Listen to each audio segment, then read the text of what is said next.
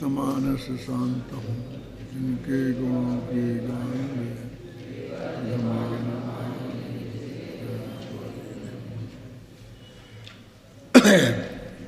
समय सार परमागम की गाथा नंबर 80, 81 और 82 इसकी चर्चा अपने यहाँ चल रही है। गाथाओं का अर्थ अपन ने कल किया था, अब आज टीका का अर्थ करना है। जीव के परिणामों को निमित्त करके पुद्गल कर्म रूप परिणमित होते हैं और पुद्गल कर्म को निमित्त करके जीव भी परिणमित होते हैं। इस प्रकार जीव के परिणाम के और पुद्गल के परिणाम के परस्पर हेतुत्व का उल्लेख होने पर भी और पुद्गल में परस्पर व्यापक भाव का अभाव होने से जीव को पुद्गल परिणामों के साथ और पुद्गल कर्म को जीव परिणामों के साथ कर्ता कर्म बनने की अशुद्धि होने से मात्र निमित्त नैमित्तिक भाव का निषेध न होने से परस्पर निमित्त मात्र से ही दोनों के परिणाम होते हैं। देखो, गाथा में ऐसा कहा था कि जीव के परिणामों का हेतु पाकर कर्म परिणमित होते हैं। अपनी भाषा ऐसी चलती है लोक में, करुणानी योग के हिसाब से समझ लो, और या कर्म के उदय से जीव विकार करता है। माने इसमें ऐसा लगता है कि कर्म का उदय महत्वपूर्ण हो गया कि कर्म ने जीव को विकार कराया, और इसमें भाषा ऐसी बदल गई है गाथा में भी और टीका में और ज़्यादा कि जीव के परिणामों का निमित्त करके पुद्गल कर्म रूप परिणमित होता है। यानी कर्ता पुद्गल को बनाया है कि जीव के परिणामों का तो निमित्त करके, माने ये उसने निमित्त बना भी जैसे पुद्गल नहीं किया हो, माने जीव का उसमें कोई योगदान नहीं है। ऐसे ही आगे कहेंगे कि पुद्गल के परिणामों का निमित्त करके जीव स्वयं रागादि रूप परिणमित होता है। माने उसको लक्ष्य भी जीव ने ही बनाया है, निमित्त बना भी बनाया है ना। निमित्त वैसे कर्तृत्व तो हटाना है ना। जगत में सारी भाषा निमित्त प्रधान है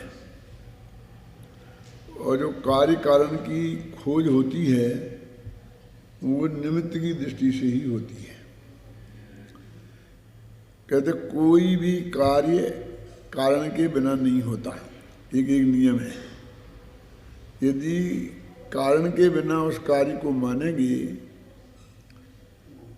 तो वो कार्य नित्य हो जाएगा।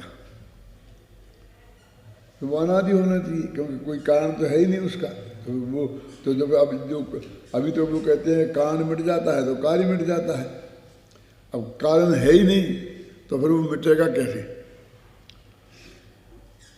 रात को शांति जी की क्लास में चल रहा था ना, कौन, वो तो लिमिटेड लोग होंगे, सब लोगों नहीं होंगे उसमें, कि भाई यदि तुम उसे अकारण कहोगे तो वो नित्यत्व का प्रसंग आएगा। इस बात को न्याय की भाषा में कहते हैं।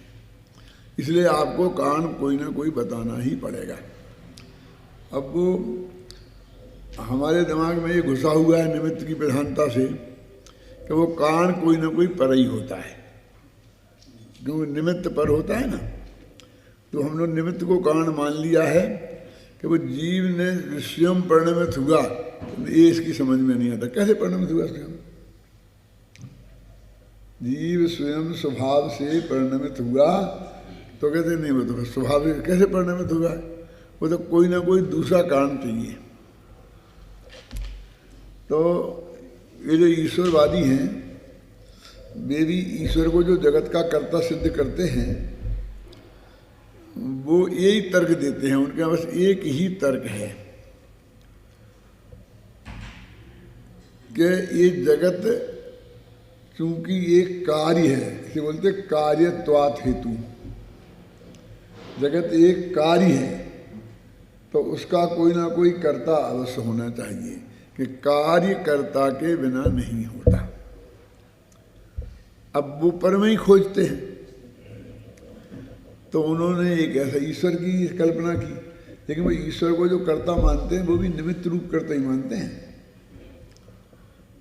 उसको महानिमित्त कहते हैं वो। और फिर ईश्वर की जितनी भी विशेषताएं स्थापित करते हैं उसके पीछे भी यही कहते हैं कि अपन किसी भी कारीगर का, किसी व्यक्ति का कार्य देख करके निर्णय करते हैं कि ये आदमी कितना कुशल है। कविता पढ़ करके एक कवि कितना होशियार था इसका निर्णय करते हैं, है ना। कोई कलाकृति चित्र देख करके निर्णय करते हैं कि चित्रकार कितना महान होगा, करते क्या नहीं करते। तो कहते हैं कार्य को देख के कर्ता का निर्णय किया जाता है। तो ये जगत इतना विचित्र कार्य है, इतना टिपिकल कार्य है कि इसका कर्ता भी बहुत महान होना चाहिए। उन लोगों से जब चर्चा करो तो वो ये कहेंगे कि आप देखो तो जब कितनी वनस्पति है, एक एक वनस्पति में कितने कितने कलर हैं, एक एक पेड़ में पत्ते हरे हैं, फलाना का तना काला है और पत्ते में भी हरापन है तो अलग टाइप का है, और फिर हरे से धीरे धीरे पीले होते जाते हैं और रोज है ना वो पीले की तरफ जाता है ना। तो कितना कितना बारीक काम है। जब अपन जाते हैं ना और आगरा में दयाल बाग के मंदिर में वो कारीगरी का काम ज़्यादा देखते हैं ना, तो उस कारीगर की प्रशंसा करते हैं। तो वो कहते हैं कि जगत ऐसा विचित्र, इतना ऐसा बहुत ऐसा काम है कि दो आदमी के चेहरे मिलते नहीं हैं, दो आदमी के हस्ताक्षर मिलते नहीं हैं। वो कहते जगत कितना विचित्र है। देखो ये विश्व में 6 अरब 8 अरब आदमी हैं, वो 8 अरब में से 2 ये पहचाना जा सकता है कि ये किसके हस्ताक्षर हैं। 2 आदमी के अंगूठे के निशान मिलते नहीं। अब समझ लें कि अंगूठे के निशान में ऐसी क्या कलाकारी है, लेकिन इसमें 8 अरब निशान हैं, 8 अरब अलग अलग हैं। क्यों ये निशान लगवाते ना, हम अमेरिका वगैरह जाते ऐसे पासपोर्ट पे ऐसे निशान लगवाते हैं, हमारे वहाँ जाते हैं तो देखते हैं, उससे मिला कंप्यूटर पे लगा देते हैं, हमसे ऐसा लगवाते हैं और फिर उसमें तो देखते हैं कि निशान मिलते हैं कि नहीं मिलते हैं। नहीं मिलते हैं तो 1 मिनट पकड़ लो, गिरफ्तार कर लो, कि कहीं दूसरे आदमी के नाम से दे जा रहे हैं। तो वो ईश्वरवादी कहते हैं कि देखो कितनी विविधता है, हमें ये सब एक से दिखते हैं। अभी ऐसे देखो अपन आपस में एक दूसरे को पहचान लेते हैं, लेकिन चाइनीज को देखो हमें सब एक से दिखते हैं। जैसे हमें वो चाइनीज सब एक से दिखते हैं, तो चाइनीज को हम सब एक से दिखते हैं। बहुत से लोग हमसे कहते हैं कि साहब हम आपसे मिले थे, वहाँ पर आपने ये कहा था, हम तो नहीं कहा, हम आपसे पढ़े हैं साहब, कि कहाँ के विदिशा में। अरे वो भाई साहब से पढ़े होंगे। अब हम में जो में वो दादा में कोई फर्क नहीं है, कितना फर्क है। हम तो बहुत अच्छी तरह पहचान लेते हैं ना, और वो लोग नहीं पहचान पाते हैं।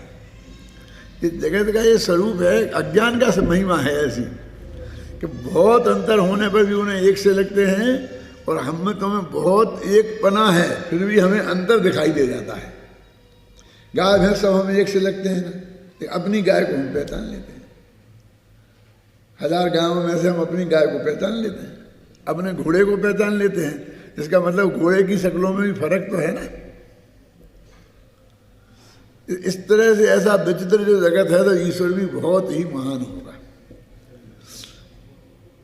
अब जैन दर्शन की सबसे बड़ी समस्या ये है कि उसे ईश्वर को जगत का कर्ता नहीं मानना, ये बड़ी बात नहीं है। ये बड़ी बात है कि निमित्त को कर्ता नहीं मानना है। वे भी ऐसा अकेले ईश्वर को ही निमित्त मानते हो, ऐसा नहीं है। वो कहते वो महानिमित्त है, और बाकी छोटे छोटे निमित्त भी और बहुत हैं। बच्चा पैदा होने में माँ बाप भी निमित्त हैं, और ईश्वर भी निमित्त है। ख्याल में है ना आपकी में ये ऐसा। तो अपने यहाँ वो महानिमित्त अपन कर्म के उदय को मान लेते हैं। इसलिए अभी बहुत जैन पंडित ऐसे कहते मिलेंगे कि हमारे यहाँ जो उनके यहाँ ईश्वर करता है वो हमारे यहाँ कर्म करता है। वो सब इस बात को भूल जाते हैं कि तुमने ईश्वर की जगह पर कर्म रखा, तो इसमें दो बहुत बड़े डिफेक्ट हैं। कौन कौन से डिफेक्ट हैं? दो जो लोगों के ध्यान में नहीं जाते हैं कि कर्म का उदय तो सिर्फ जीव के होता है, और ईश्वर जो जगत की व्यवस्था करता है केवल जीव की थोड़ी करता, अजीब की नहीं करता है ना। ये रूमाल भी ईश्वर ने ही बनाया है ना। अब रूमाल के कौन से कर्म का उदय है? हम इसकी व्यवस्था कैसे करेंगे? ख्याल में आ गया ना। यानी जो जीव नहीं है उनमें जो परिवर्तन हो रहा है उसको, उसके तो कोई कर्म का उदय है नहीं। तो एक तो हम इस बात को भूल जाते हैं, हम समझते जीव, और जीव में भी सिर्फ संसारी जीव,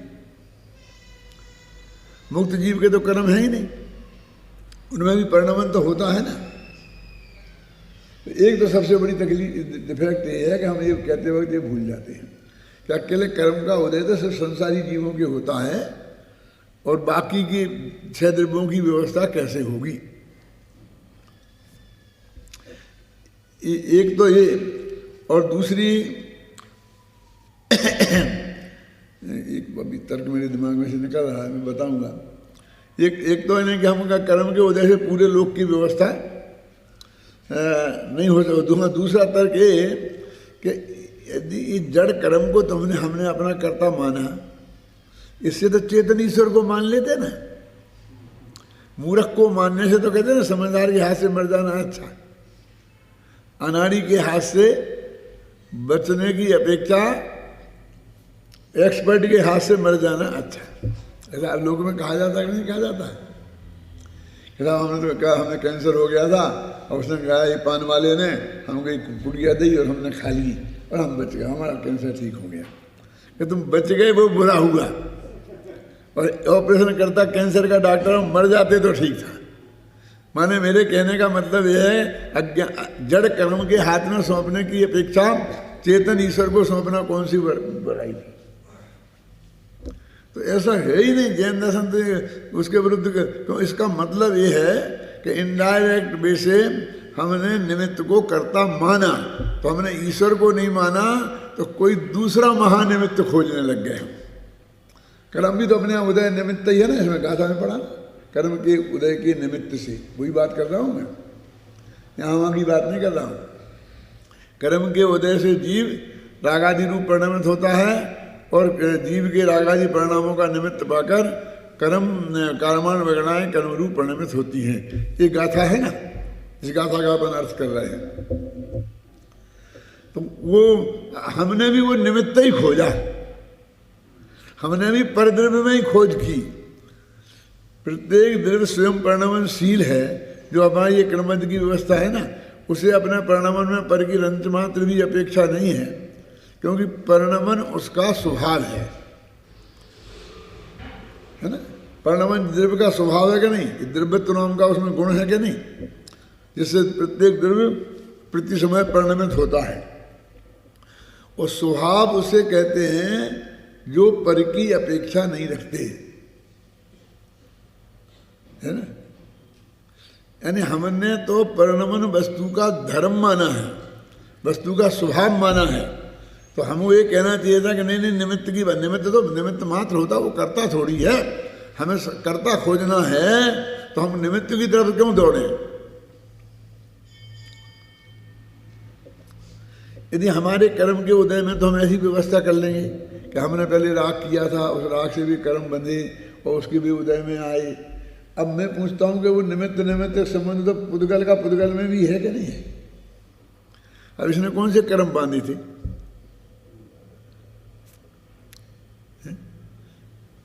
यानी ये आग में पड़ गई लकड़ी तो जल गई, पानी में पड़ गई तो सड़ गई, और कहीं ना आग लगी ना पानी लगी, तो ये सैकड़ों वर्ष तक ऐसी की ऐसी रह गई। तो इसे कौन से कर्म के उदय से आग लगी होगी? इसमें इसे कौन सा कर्म का उदय आया होगा कि जिससे इसे पानी में पड़ेगी वो सड़ गई।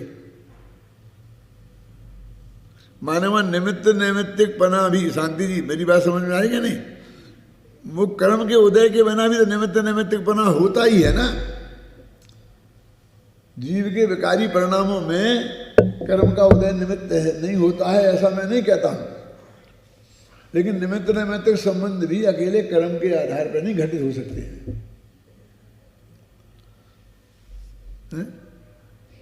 यही तो न्याय की भाषा है, इसी को तो न्याय कहते हैं।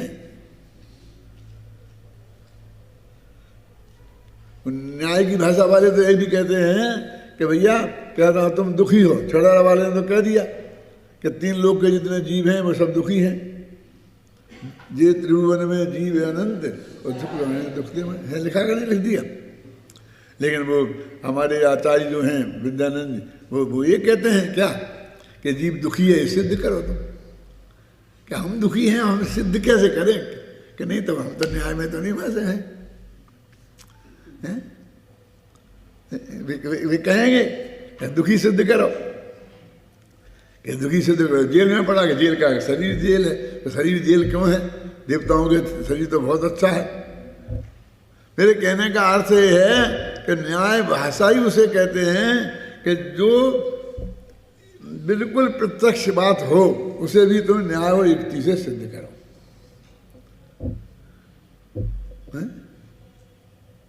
अग्नि गर्म है तो वो कहेगा नहीं नहीं आप तो सिद्ध करो। गर्म नहीं होती तो हमें छूने से गर्म क्यों लगती है? और अनुभूति प्रमाण है और जो कुछ भी करना हो, लेकिन आपको तर्क और युक्ति से इस बात को सिद्ध करना पड़ेगा। वो यहाँ भाषा बदल दी कि जीव स्वयं परिणमित होता है पुद्गल कर्म के निमित्त से, और पुद्गल भी स्वयं परिणमित होता है जीव के भावों को निमित्त। तो जीव के भावों का निमित्त पाकर ये बार बार कि वो निमित्त से कहने में हमको ऐसा लगता है जैसे निमित्त ने कुछ किया। थोड़ी सक्रियता हमने बरती और थोड़ी सक्रियता उसने बरती। ये अंतर समझना देखो, मैं बताऊंगी 2 तरह के निमित्तों का।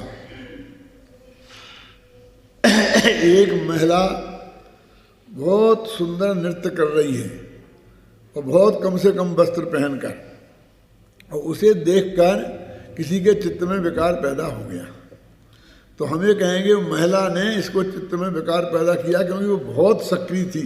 उसने कपड़े भी बहुत कम पहने थे, लेकिन वही विकार एक महिला के चित्र को देख के भी हो सकता है ना। और वो कोई बिल्कुल शुद्ध सात्विक हो, सीता जी के जैसा हो, बिल्कुल बढ़िया पूरे कपड़े पहने हो। ये क्या कहना चाहता हूं मैं, क्योंकि ये तो नाच रही ना, तो आप कहें वो सक्रिय है, लेकिन वो फोटो तो नहीं नाच रही। वो तो एक ही मुद्रा में है, शांत मुद्रा में, लेकिन उसको देख के भी विकार हो जाता है। इससे सिद्ध होता है कि वो नाचने वाली ने भी तुम्हें विकार नहीं कराया, तुम ही उसको लक्षित करके और स्वयं विकार रूप परिणमित हुए हो। देखो भाषा देखो इसकी, जो मैं जिसकी वजह से मैंने इतना व्याख्यान किया। जीव के परिणामों को निमित्त करके पुद्गल कर्म रूप परिणमित होते हैं, यानी जीव ने ही उन्हें निमित्त किया, माने उनकी तरफ से कोई सक्रियता नहीं थी। और पुद्गल कर्म को निमित्त करके जीव भी परिणमित होते हैं। देखो निमित्तीकृत संस्कृत में पढ़ा है ना। ये ऐसी भाषा कोई अपने हिंदी में लिख दी ऐसा नहीं है। हम इसको निमित्त से लिख देते अनुवाद में, क्योंकि लोग इसका अर्थ नहीं समझते हैं। वो ऐसे ही अर्थ लिख देंगे कि निमित्त से, लेकिन अमृतचंद्र ने निमित्तीकृत लिखा। उनने पंचमी कहाँ लगाई, हेतु हेतु का कहाँ बताया, तृतीया कहाँ लगाई, निमित्ते ने कहाँ लिखा है, तो ज़्यादा समझ में आई ना। यानी वो निमित्तीकृत कह के कुछ कहना चाहते हैं। तो अब ये अनुवाद की जो बारीकी है, ये हर एक आदमी नहीं समझता कि क्या फर्क है साहब, जैसा वो है जैसा ये है, जैसा वो है वैसा ये है। अंतर समझ में आया ना। अब जब इतनी मेहनत करके हमने समझाया तब आपके ख्याल में आई बात। है?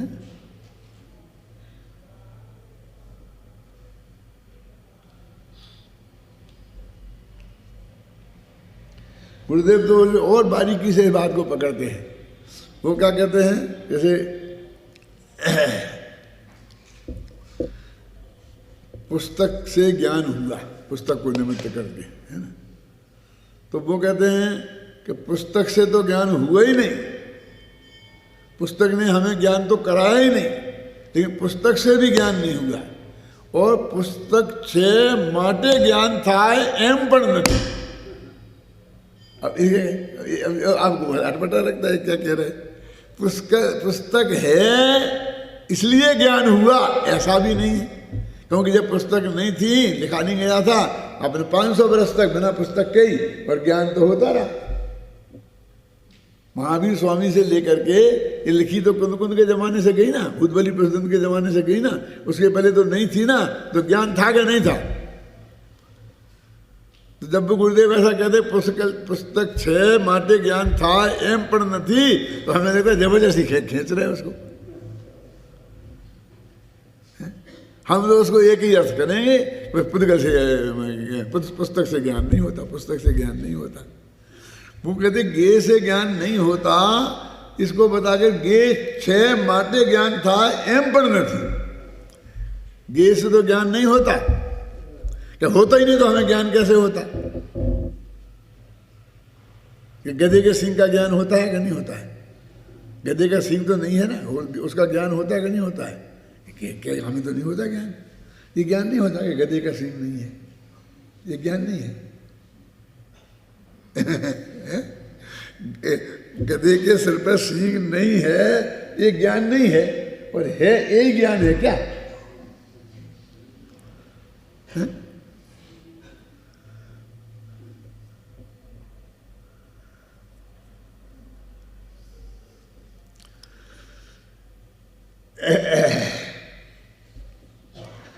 एक और तर्क आता है सामने बहुत मार्मिक। मुझसे किसी ने पूछा था कि इस लोक का और काल का केवली भगवान ने अंत देखा क्या नहीं देखा, कि काल कब खत्म होगा, कब से शुरू हुआ, और लोक का कब खत्म होगा, कब से। ये आकाश द्रव्य कि नहीं देखा तो उसका ज्ञान पूरा नहीं है, ऐसे तर्क दे देता है। और अंत देखा तो ये अनंत नहीं है। समझे ना, तुम लोगों की बात आई ख्याल में कि नहीं। वो मेरे से कहता था कि आकाश का अंत देखा कि नहीं, तो अंत नहीं देखा, देखते गए तो आकाश है, उन्हें उसका छोर मिला ही नहीं। तो छोर नहीं मिला इसका मतलब उन्हें पूरा नहीं देखा, इसलिए वो सर्वज्ञ नहीं है। अब तर्क समझ गए ना। अब वो कहता है देख लिया तो फिर ये अनंत नहीं है। अंत देख लिया ना, अंत आ गया, समझ गए। बात तो सच्ची है। मेरे स्थिति से कि भैया ये अनंत है ना कि हाँ, तो उनने अनंत को वो अनंत ही देखेंगे, अंत कैसे देखेंगे अनंत का। क्यों, वो अनंत है और उनने अनंत देख लिया तो हो गया पूरा ज्ञान। अब वो है अनंत और उसका अंत देखें तब हमारा ज्ञान पूरा कहलाएगा। ये बात कहां से लाए तुम? क्यों सगानी जी आया ना तेरे ख्याल में?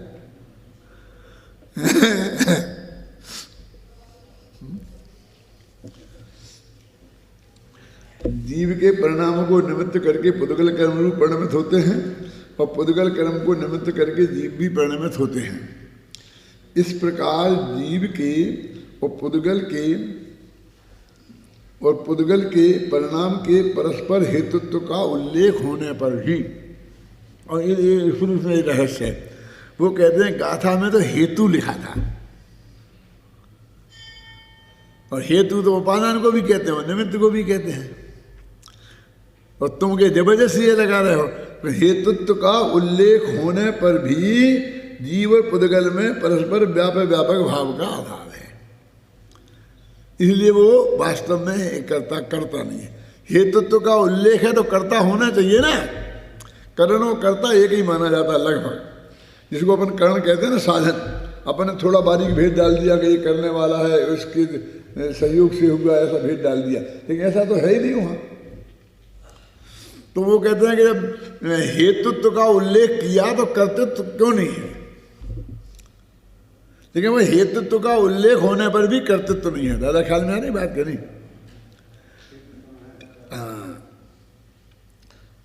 हेतुत्व का उल्लेख होने पर भी जीव और पुद्गल में परस्पर व्यापक भावक का भाव का अभाव होने से जीव को पुद्गल परिणामों के साथ और पुद्गल कर्म को जीव परिणामों के साथ कर्ता कर्म की असिद्धि है। वो कहते हैं देख व्यापक भाव होता है तो ही हम कर्ता, मतलब सीधी उपादान होता है वो उसका, तो ही हम कर्ता मानते हैं, क्योंकि व्यापक भाव उपादान उपादेय में ही होता है। उपादान में होता है तो निमित्त के साथ व्यापक भाव नहीं होता है। मात्र निमित्त निमित्त भाव का निषेध न होने पर भी परस्पर निमित्त मात्र से ही दोनों के परिणाम होते हैं।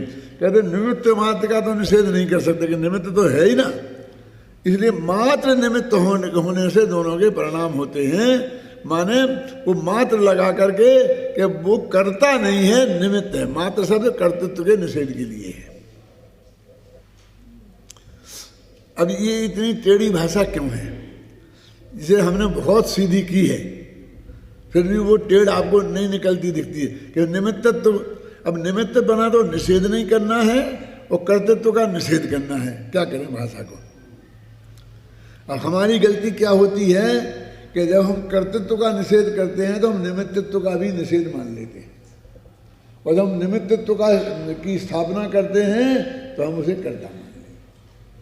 क्यों? क्योंकि हमने निमित्त को कर्ता मान रखा है। पहले बात तो हमने पहले ही डिसीजन कर रखा है। क्या हिंदू धर्म को भी ये बहुत परेशानी है।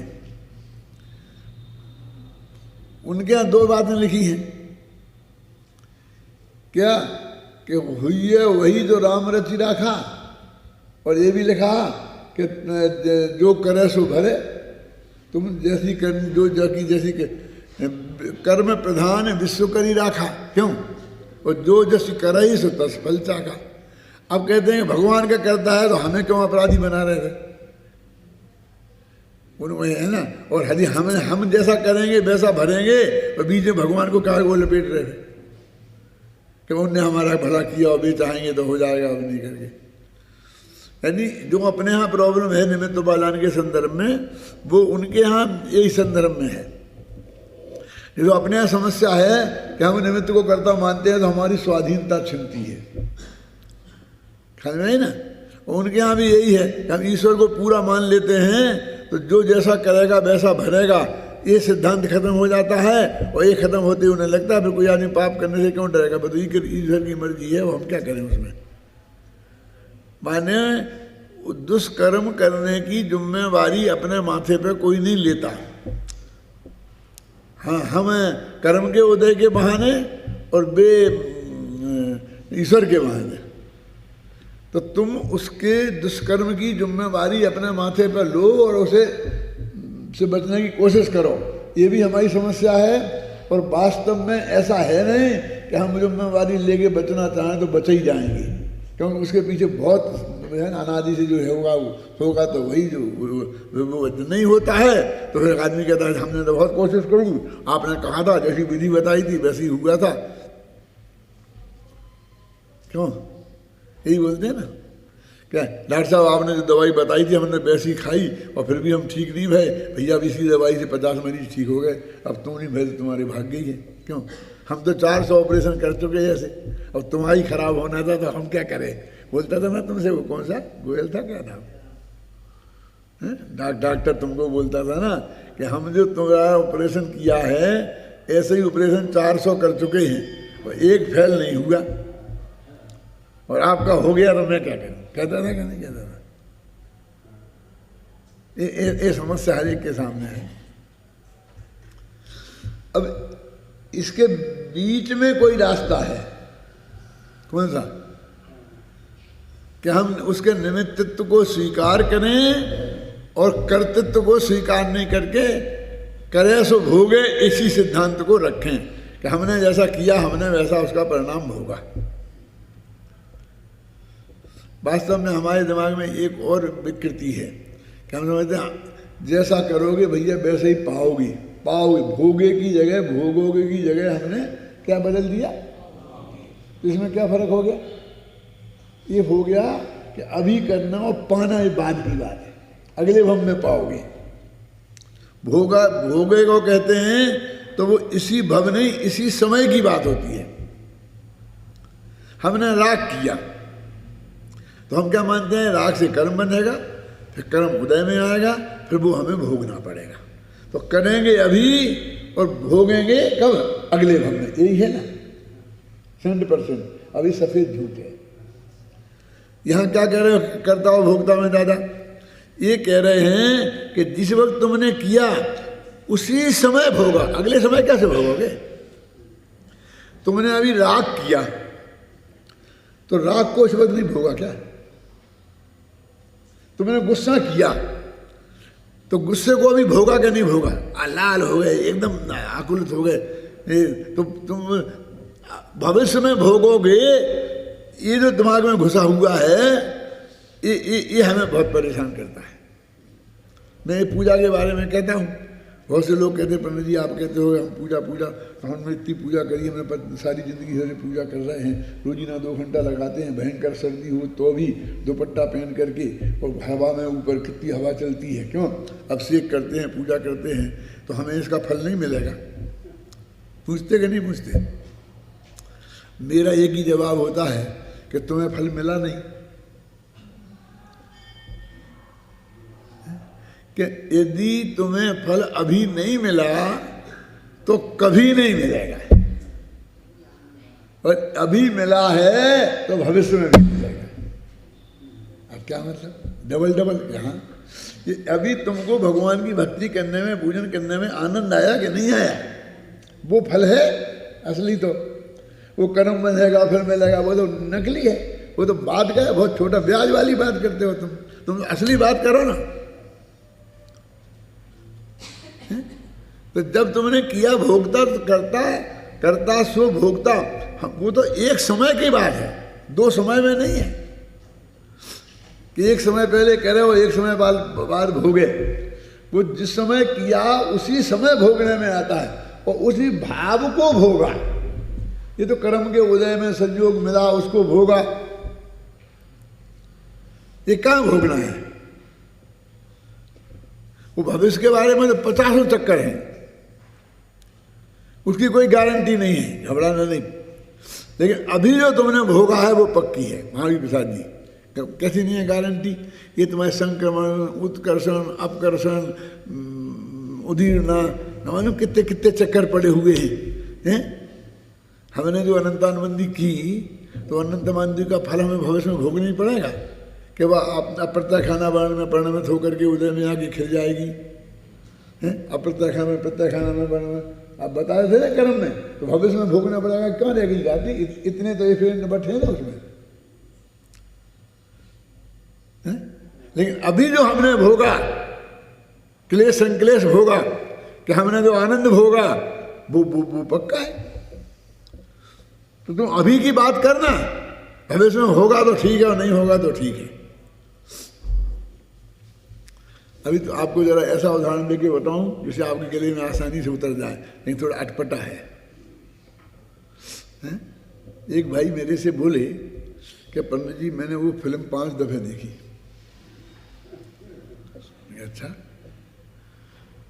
लेकिन बस उसमें एक सीन है 2 सेकंड का, हमें तो उसे देखते ही हमारे पैसे वसूल हो गए। क्या ऐसा नहीं समझना कोई सब नालायक ही लोग ऐसी सोचते होंगे। मैंने भी वो एक फिल्म देखी थी, अकबर पे बनी थी, और जिसमें पृथ्वीराज, क्या नाम है, पृथ्वीराज कपूर, उसने अकबर का पाठ किया था। तो उसके चेहरे का जो एकदम माने बिल्कुल ऐसा खड़ा, हाथ भी नहीं हिला रहा, लेकिन चेहरे के भाव 2 मिनट में कितने बदलते गए एकदम क्रोध में, कि आप एक एक समय का क्रोध उसे बढ़ रहा है, वो आपको चेहरे पे दिखता था। क्यों देखे ना मावी प्रसाद जी, मुगले आजम, आप समझ गए ना, फिल्म का नाम मैं भूल गया था। तो वो मुझे दृश्य नहीं भूलता है, मैं कहता हूँ एक दृश्य में ही पैसे वसूल हो गए। एक समझे ना, मैंने कामायनी पढ़ी थी, तो उसमें एक लज्जा सर्ग है, आप समझ गए। लज्जा जो भाव है उसके बारे में पूरा एक अध्याय है। तो बहुत बढ़िया बढ़िया बातें उसमें हैं, मैं तुम्हें अभी नहीं बताऊंगा लंबा करके, लेकिन एक मैंने फिल्म भी देखी थी, अब उसका भी नाम मुझे कुछ याद नहीं है, लेकिन वो सीन मुझे याद है। तो एक महिला थी, शायद वो साधना माधना थी, कोई कौन थी, उसका 2-3-4 मिनट तक लज्जा का सीन, वो पर्दे में मुसलमानी महिला थी, तो पर्दे में से देख करके एकदम लज्जा का सीन था, जैसा वो आप समझ गए ना, जैसा उसका था पृथ्वीराज कपूर का, अकबर का, ऐसा ही सीन था। तो वो लज्जा का सीन और वो अकबर के क्रोध का सीन, ये दोनों सीन मेरे दिमाग में खचित हो गए। और मैं कह सकता था कि एक दृश्य देखकर मैं अकेले उस एक दृश्य को देखने के लिए भी दूसरी तीसरी दफा फिल्म देखने जा सकता था। तो लोग कहते हैं ना कि एक दृश्य देखकर मेरे पैसे वसूल हो गए। इसका मतलब ये है कि भगवान की भक्ति करते में एक क्षण जो तेरे को आनंद आया होता, तो तेरे को फिर एक शिकायत ही नहीं होती कि मुझे फल मिलेगा कि नहीं मिलेगा। माना तेरे को उस काम में जिसके लिए तू भविष्य की आशा करके बैठा है, एक क्षण भी ऐसा नहीं आया कि जिसमें तुझे लगता है कि मेरी सारी जिंदगी भर की पूजा करने का मैं फल मुझे मिल गया।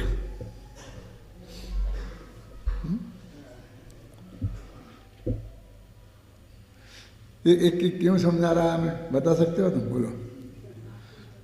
सुबह सुनता हूँ तुम्हारा गुरुदेव जी को बोला, तो गुरुदेव का जो बोलते हो ज़्यादा अच्छा बोलते हो, मेरा बोलते हो उसमें ज़्यादा मुझे समझ में मज़ा नहीं आता। तुम लोग एक तो बहुत कम करते हो और ज़्यादा उसमें मुझे समझ में नहीं आता कि तुमने क्या पकड़ा है, क्या पूछा और क्या बदलाया है। वो बात पकड़ो ना, शास्त्र पढ़ते वक्त आनंद क्यों आता? यदि ऐसी बात आप पकड़ो तो आनंद आएगा। प्रवचन में भी ऐसी बारीक बात पकड़ो तो आपको आनंद आएगा। कि एक बात में मजा आ गया कि हम 100 दफे पढ़ते ऐसे घर पर बैठ के तो हम समझ नहीं सकते थे, लेकिन हमें यहाँ पढ़ करके इसमें ये समझ में बात आ गई है ना। तो कर्ता से भोक्ता समझा रहा हूं मैं कि वो तो उसी क्षण होता है। कर्ता और भोक्ता जो सिद्धांत है, अभी करो और अगले भग में भोगो, वो नहीं है, वो उससे संबंध नहीं है इसका। जिस समय किया उसी समय भोग, अगले समय तक नहीं। तुम अगले भग की बात करते हो। जिस भाव को हम करते हैं उसी भाव को अगले क्षण भोगते हैं। देखो गाथा 83 में ये बात है, हे भव्य जन तुम जान लो,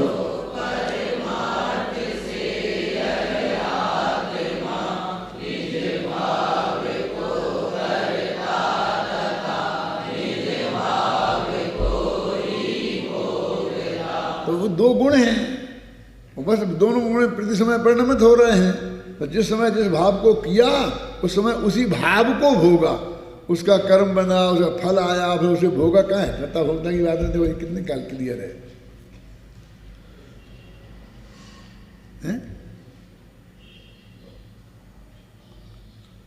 क्या एक ही समय में कैसे हो जाएगा? एक समय में कैसे नहीं होगा? 2 गुण अलग अलग है ना। एक में सुगुण परिणमित हुआ, अथवा एक कर्तृत्व भोक्तृत्व, 2 अपने आप में शक्तियां है ना, भाव है ना। और मैं तो कहता हूँ 3 काम एक साथ हो सकते हैं। कि कौन से? बोलो तीसरा कौन सा? कि मैंने उसे किया, मैंने उसे भोगा और मैंने उसे जाना कि नहीं जाना। तो जानना भी तो एक काम है ना, जानन क्रिया। तो मैंने भोगा, किया और जाना, और चौथा देखा। दर्शन भी तो गुण है, एक ज्ञान गुण है, एक दर्शन गुण है। वो तो अनंत गुण है ना।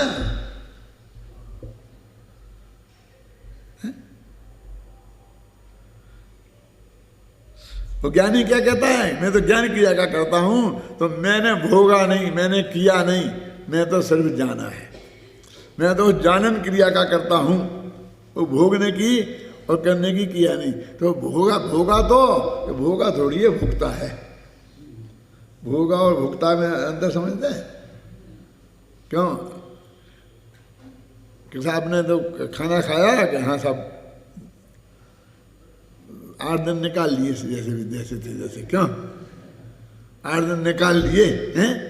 मैंने भुगते हैं, भोगे नहीं है, भुगते हैं। मजा नहीं लिया, उसका मजा नहीं लिया, बस अभी वो तो एक क्रिया करनी थी, तो कैसे हमें तो भोक्ता से मतलब है। तुमने अनुकूलता भोगी क्या प्रतिकूलता भोगती, हमें उससे क्या लेना देना? हमको तो जो करता सो भोगता, वो सिद्ध करना है, हैं? लेकिन हमने भोगना और भुगतना ऐसे दो भेद उसमें कर दिए कि नहीं कर दिए हैं? देखो पढ़ो आगे।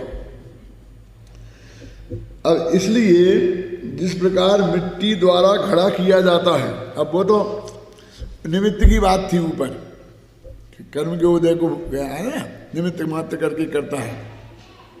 उसी प्रकार अपने भाव से अपना भाव किया जाने के कारण जीव अपने भाव का कर्ता कदाचित होता है, किंतु जिस प्रकार मिट्टी से कपड़ा नहीं किया जा सकता, उसी प्रकार अपने भाव से प्रभाव का किया जाना अशक्य होने से। मिट्टी एक द्रव्य है, कपड़ा दूसरा द्रव्य है। तो वो कहते हैं मिट्टी से कपड़ा नहीं बनाया जा सकता ना, घड़ा बनाया जा सकता। ऐसे ही निमित्त तो पर द्रव्य है, तो उससे जीव द्रव्य का भाव नहीं किया जा सकता। तो अभी ये सिद्ध कर रहे कि कर्म भी करता नहीं है। क्यों? कल क्या बताया था कि पहले कहा था कि इसने तेरे को गुस्से का कारण नहीं है, तेरे कर्म का उदय कारण है, क्योंकि तुझे वहां से हटाकर कर्म पे लाना था। ठीक है ना? वहां से हटाकर कर्म पे लाना था। और अब आज कह रहे कि कर्म का उदय भी नहीं है। ये कर्म का उदय तो निमित्त मात्र करके तू उसमें परिणमित हुआ है, उस भाव रूप। पुरुषासिद्धि में भी ऐसे श्लोक है, निमित्त मात्रम प्रबद्ध पुनरन्य स्वयं एव प्रणमंते पुद्गला कर्म भावे ने, है ना, 2 भाषाएं हैं। जीव मात्र के दो कारिकाएं हैं, और इन्हीं इसी का बिल्कुल अनुवाद है वहां पर। यही अमृतचंदे ने यहाँ गद्य में लिखा, और वहां उन्होंने पद लिखी पुरुषासिद्धि उपाय। किसे याद है बोलो? दोनों छंद मैंने बोल दिया ना। जीव मात्र निमित्त मात्र करके पुद्गला स्वयं एव परिणमत कर्म भावे ने, बोलो।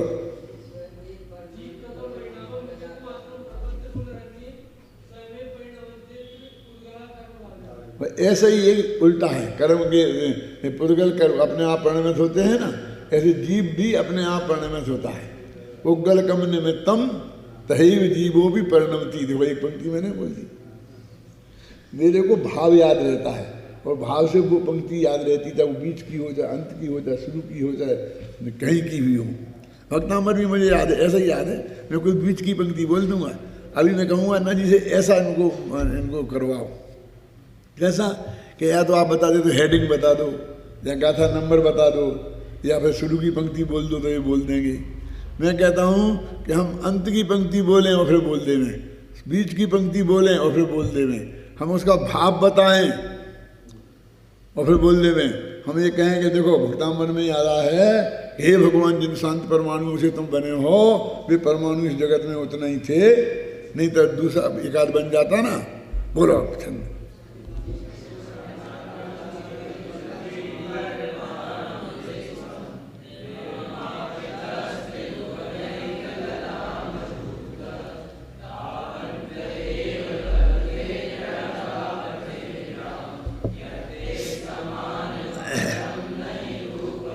देखो मैं आपको बताता हूँ कि मैंने भक्तामर कभी याद नहीं किया, और मैंने भक्तामर का पाठ भी कभी नहीं किया, फिर भी मुझे पूरा भक्तामर याद है। कैसे हो गया?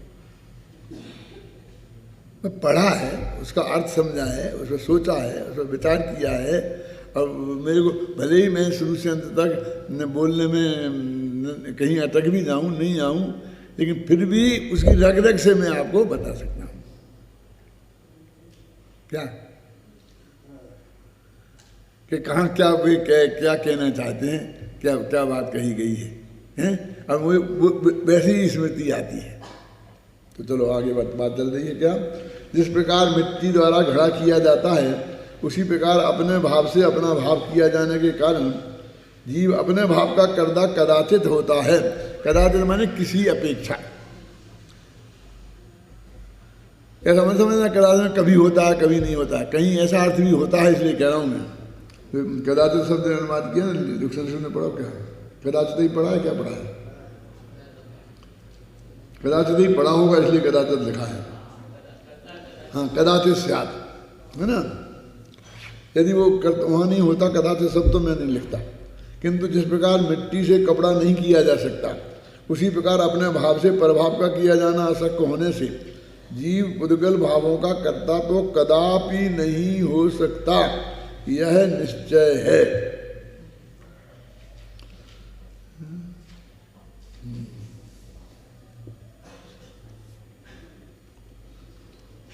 यहां भी वही लिखा, देखो, भावानाम तू कर्ता ना कदाचिदपि स्यात्, ये ना है ना, कभी भी नहीं हो सकता है? वहां कदाचित हो सकता है, किसी अपेक्षा हो सकता है, और ये किसी अपेक्षा नहीं हो सकता है ना, किसी अपेक्षा नहीं हो सकता। यह आत्मा अनादिकाल से ही पर के कर्तृत्व की मान्यता से इस प्रकार ग्रस्त है कि अनेक युक्तियों और आगम के आधार पर बारंबार समझाए जाने पर भी मिथ्यात्व के जोर से इसकी यह कर्तापने की बुद्धि टूटती नहीं है, छूटती नहीं है। जो मैंने आपसे कितनी बात कही ना कि हमने कई दफे समझ लिया, ये कर लिया, वो कर लिया, फिर भी हमारी वो कर्तृत्व बुद्धि बनी रहती है।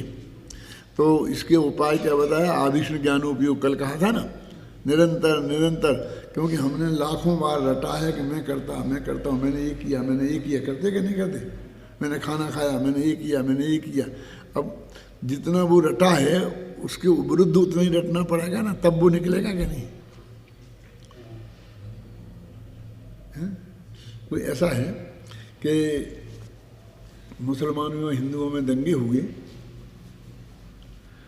तो वो हिंदुओं को पकड़ते मुसलमान और कहते कि तू मुसलमान बन जा तो हम तेरे को छोड़ देंगे, और नहीं तो अभी हम जान से मार डालेंगे तेरे को। तो वो मुसलमान बन जाता तो उसे छूट मिल जाती, और नहीं बनता तो भी कहते हम तेरे को मुसलमान तो बनाएंगे, मारेंगे भी तो मुसलमान बना के मारेंगे। तो उसके मुंह में शोरबा डाल देते। शोरबा समझते हैं कुछ होता है, मैं भी नहीं ज़्यादा समझता, लेकिन कोई शोरबा चीज़ होती है हिंसक, वो कोई मांस में से निकलता है, उससे बनाते हैं, तो उसे पिला देते कि अब बस तू मुसलमान बन गया, शोरबा पिला दिया तो मुसलमान बन गया। अब बेचारा तो उसी एरिया में रहना, उसी मोहल्ले में रहना, तो मुसलमान बन गया। मुसलमान तो बन गया तो कपड़े बदल गए, दाढ़ी माड़ी बदल गई, सब हो गया। लेकिन अब वो 60 वर्ष का हुआ तो उसकी कमर में दर्द था, तो जब बैठे से खड़ा होता था तो दर्द होता था, खड़े से बैठता था तो दर्द होता था। तो वही राम ऐसा बोलता था, हे राम, समझे ना, हे राम को भी बुंदेलखंड में बोलते हो ही राम। तो ये क्या बोलता है, अब तुम मुसलमान बन गया, हाय अल्लाह बोल हे खुदा बोल, हे राम मत बोल। तो वो कहता है भैया ठीक है, लेकिन ये 60 वर्ष का राम अंदर घुसा है क्या, राम 60 वर्ष से अंदर घुसा है तो तेरे शोरबा बनाने से थोड़ी निकल जाएगा, वो तो निकलते ही निकलते निकलेगा क्या, ऐसे अनादिकाल से घुसा हुआ है तेरे अंदर। हमने एक प्रोचन किया, तेरे शोरबा पिलाया तो उससे नहीं निकल जाएगा, उसे निकलने में देर लगेगी। जितना आपने उल्टा रटा है उससे उल्टा रटना पड़ेगा। तो रटा मैंने जवान से बोला है नहीं, 24 घंटा तुम्हारे चित्त में पर के कर्तृत्व बुद्धि समाई है ना, इसने ये किया, उसने ये किया, मैंने उसका ये किया, इसने ये किया, इसने ये किया, 24 घंटा यही है ना। और तुम ये तो 2 मिनट को सुनते हो, ये कैसे ठहरे? तो ये जो सुना है ये निरंतर लगातार उपयोग में रहेगा। उठते बैठते सोचते खाते पीते, इसका नाम है रटना। क्योंकि तुम बोलते रहोगे ऐसा ही नहीं।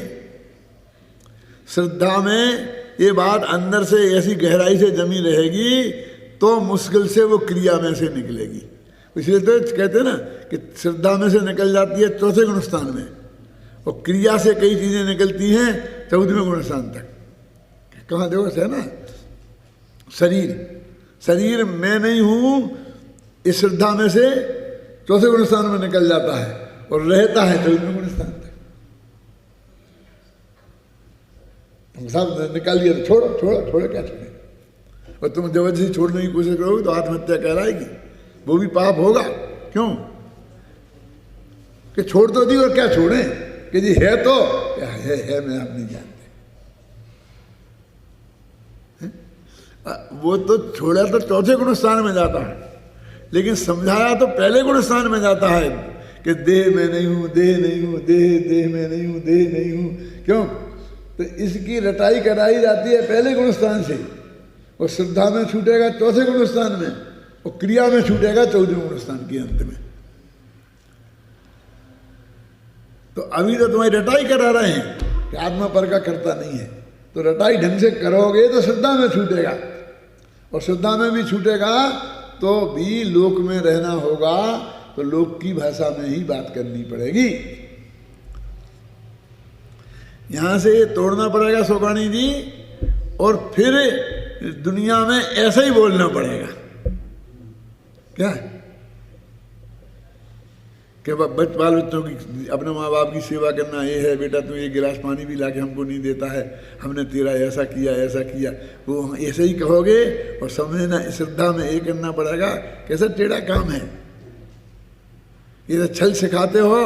अब छल है जो भी समझ लो, यदि तुम दुनिया में ऐसा करने में माहिर हो कि श्रद्धा में ऐसा मानो कि कोई किसी का करता धरता नहीं है, मैंने बच्चों को कुछ नहीं किया, जो कुछ उनका हुआ उनके पुण्य पाप से हुआ और उनका जो उपादान से हुआ, मैं तो निमित्त मात्र हूँ, और ऐसे ही ये मेरे भी पुण्य पाप से मेरा हो रहा है, इनका इसमें कुछ भी नहीं है। श्रद्धा ऐसा करना और बोलना ऐसा प्रेम से, बेटा मैंने तुम्हारा ये किया तुम ये करो, ऐसे चलेगा, ये बहुत दिनों तक चलेगा।